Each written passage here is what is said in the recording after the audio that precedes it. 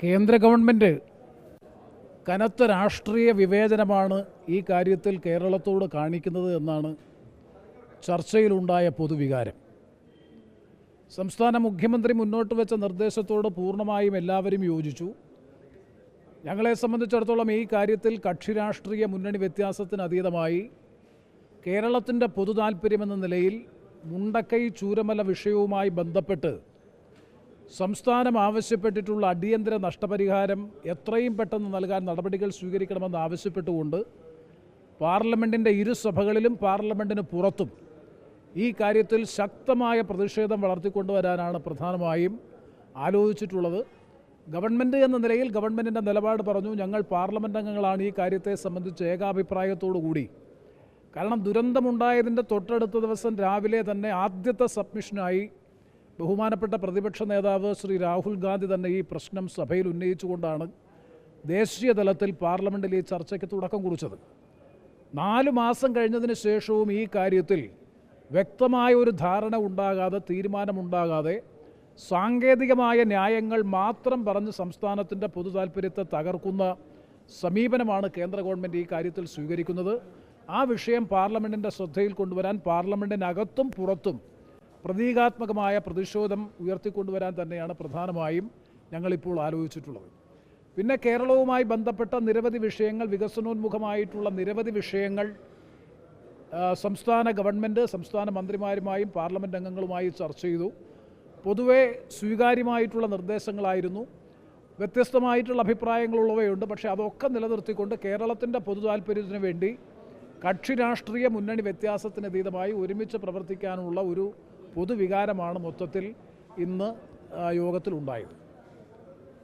BJP പറയുന്നത് ഈ വയനാട് ദുരന്തവുമായി ബന്ധപ്പെട്ട് അതിൻ്റെ പോസ്റ്റ് ഡിസാസ്റ്റർ മാനേജ്മെൻറ്റൊക്കെ നൽകിയത് നവംബർ 13-നാണ്. ഒരുപാട് വൈകിയാണത് നടത്തിയത് സംസ്ഥാന ഗവൺമെൻറ് ഭാഗത്ത് വീഴ്ചയുണ്ടെന്നും പറയുന്നു. എന്ത് സാങ്കേതിക പ്രശ്നമുണ്ടെങ്കിൽ പോലും ഇപ്പം 2 സാങ്കേതിക പ്രശ്നങ്ങളാണ് അവർ ഉന്നയിക്കുന്നത്. അതിലൊന്ന്, ഒരു ദേശീയ ദുരന്തമായി പ്രഖ്യാപിക്കാൻ നിയമത്തിൽ വ്യവസ്ഥയില്ല എന്നാണ്. ഞങ്ങൾ രേഖകൾ പരിശോധിച്ചപ്പോൾ സംസ്ഥാന ഗവൺമെൻറ് വളരെ വ്യക്തമായി ആവശ്യപ്പെട്ടിട്ടുള്ളത് ഡിസാസ്റ്റർ ഓഫ് സിവിയർ നേച്ചർ, തീവ്ര സ്വഭാവമുള്ള ദുരന്തം എന്ന നിലയിലാണ്. ആ നിലയിൽ കണക്കാക്കണമെന്നുണ്ടെങ്കിൽ കേന്ദ്ര ഗവൺമെൻറ്റിൻ്റെ അധീനതയിലുള്ള എംപവേർഡ് കമ്മിറ്റി ഈ കാര്യം പരിശോധിക്കണം. പരിശോധിച്ച് നൽകുന്ന വിശദമായ റിപ്പോർട്ടിൻ്റെ അടിസ്ഥാനത്തിലാണ് കലാമിറ്റി ഓഫ് സിവിയർ നേച്ചർ എന്ന പട്ടികയിലേക്ക് തീവ്ര സ്വഭാവമുള്ള ദുരന്തമെന്ന നിലയിലേക്ക് കണക്കാക്കി കൂടുതൽ ആനുകൂല്യങ്ങൾ ലഭിക്കാൻ അവകാശമുണ്ടാകുന്നത്. മനസ്സിലാക്കുന്നത് ശരിയെങ്കിൽ ആ എംപവേർഡ് കമ്മിറ്റി 4 മാസമായി നാളിതുവരെ ചേർന്നിട്ടില്ല. ആ എംപവേർഡ് കമ്മിറ്റി വേണ്ട ഈ കാര്യത്തെ സംബന്ധിച്ച് തീരുമാനിച്ച് കേന്ദ്ര ഗവൺമെൻറ് ശുപാർശ കൊടുത്ത് ഡിസാസ്റ്റർ ഓഫ് സിവിയർ നേച്ചർ എന്ന നിലയിലേക്ക് പ്രഖ്യാപിക്കേണ്ടത്. ഡിസാസ്റ്റർ ഓഫ് സിവിയർ നേച്ചർ എന്ന് കണ്ടെത്തി കഴിഞ്ഞാൽ അതനുസരിച്ച് കൂടുതൽ ആനുകൂല്യങ്ങൾ പാർലമെൻറ്റ് അംഗങ്ങളുടെ, ഇന്ത്യയിലെ ആകെയുള്ള പാർലമെൻറ്റ് അംഗങ്ങളുടെ ഫണ്ട് ഇങ്ങോട്ട് ഡൈവേർട്ട് ചെയ്യാൻ പറ്റും. സാർവദേശീയ തലത്തിൽ തന്നെ സാമ്പത്തിക സമാഹരണത്തിനുള്ള അനുവാദം ലഭിക്കും. അതുപോലെ പ്രത്യേക സാമ്പത്തിക സഹായം ലഭിക്കുന്നത് ഉൾപ്പെടെയുള്ള നിരവധി ആനുകൂല്യങ്ങൾ ഇതിൻ്റെ ഭാഗമായി കിട്ടും. പക്ഷേ എന്തുകൊണ്ട് ഇത്രയും 500-ലധികം ആൾക്കാർ മരണപ്പെട്ട മുണ്ടക്കൈ ചൂരമല ദുരന്തവുമായി ബന്ധപ്പെട്ട് ഈ കാര്യത്തെ സംബന്ധിച്ച് കാര്യമായ ഒരു റെസ്പോൺസ് പോലും ഉണ്ടാകുന്നില്ല? അതാണ് ഒരു പ്രശ്നം.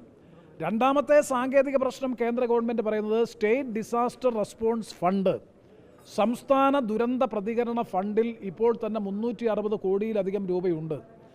ആ ഫണ്ട് വിനിയോഗിച്ച് നിങ്ങൾക്ക് ദുരന്ത നിവാരണ പ്രവർത്തനങ്ങൾ നടത്താം. ആ പ്രശ്നം ഞങ്ങൾ ഉന്നയിച്ചു. പാർലമെൻറ്റ് അംഗങ്ങളെന്ന നിലയിൽ കേന്ദ്ര ഗവൺമെൻറ് ഉന്നയിക്കുന്ന വാദഗതികൾ യോഗത്തിൽ അവതരിപ്പിച്ചപ്പോൾ ബഹുമാനപ്പെട്ട റവന്യൂ മന്ത്രി പറഞ്ഞത് അതിന് സാങ്കേതിക ബുദ്ധിമുട്ടുണ്ട്. കാരണം കേന്ദ്ര ഗവൺമെൻറ് നിഷ്കർഷിക്കുന്ന വ്യവസ്ഥകൾക്ക് വിധേയമായി മാത്രമേ, മാനദണ്ഡങ്ങൾക്ക് വിധേയമായി മാത്രമേ SDRF ഉപയോഗിക്കാൻ പറ്റൂ. അതുകൊണ്ട് അത് ഉപയോഗിക്കാൻ കഴിയില്ല എന്നുള്ളത് അത് പരിശോധിക്കേണ്ടിയിരിക്കുന്നു. ആ കാര്യത്തെ സംബന്ധിച്ചിടത്തോളം ഞങ്ങൾക്ക് വ്യത്യസ്തമായിട്ടുള്ള വീക്ഷണമുണ്ട്. പരിശോധിച്ചതിന് ശേഷം അത് പറയാം. എന്തായാലും SDRF ഉണ്ടെങ്കിലും അതല്ലെന്നുണ്ടെങ്കിൽ മറ്റേതെങ്കിലും തരത്തിലുള്ള സാങ്കേതിക പിഴവുകൾ ഉണ്ടെങ്കിൽ പോലും ഇതൊരു സംസ്ഥാനത്തെയും രാജ്യത്തെയും നടുക്കിയ ഒരു കലാമിറ്റി എന്ന നിലയിൽ ദേശീയ തലത്തിൽ ബഹുമാനപ്പെട്ട പ്രധാനമന്ത്രി അടക്കം സ്ഥലപരിശോധനയും സന്ദർശനവും നടത്തിയ ദേശീയ തലത്തിൽ ചർച്ച ചെയ്യപ്പെട്ട ഒരു ദുരന്തമെന്ന നിലയിൽ 4 മാസം പിന്നിട്ടതിന് ശേഷവും ഈ കാര്യത്തിൽ ഒരു ധനസഹായവും കേന്ദ്ര ഗവൺമെൻറ്റിൻ്റെ ഭാഗത്തുനിന്നുണ്ടാകുന്നില്ല എന്നുള്ളത് ശക്തമായ പ്രതിഷേധത്തിന് കാരണമായിട്ടുള്ളതാണ്. ഇതിനകത്ത് കക്ഷി രാഷ്ട്രീയത്തിന് അതീതമായി തന്നെ ഈ പ്രശ്നം കേന്ദ്ര ഗവൺമെൻറ്റിൻ്റെ ശ്രദ്ധയിൽ കൊണ്ടുവരാൻ പാർലമെൻറ്റിൻ്റെ ഇരുസഭകളിലും പ്രതീകാത്മകമായിട്ടുള്ള പ്രതിഷേധം പാർലമെൻറ്റിന് പുറത്ത് നടത്തുന്നതിനെ സംബന്ധിച്ചാണ് ഞങ്ങൾ മുന്നണി വ്യത്യാസം കൂടാതെ ഈ കാര്യത്തെ സംബന്ധിച്ച് ആലോചിച്ചിട്ടുള്ളത്.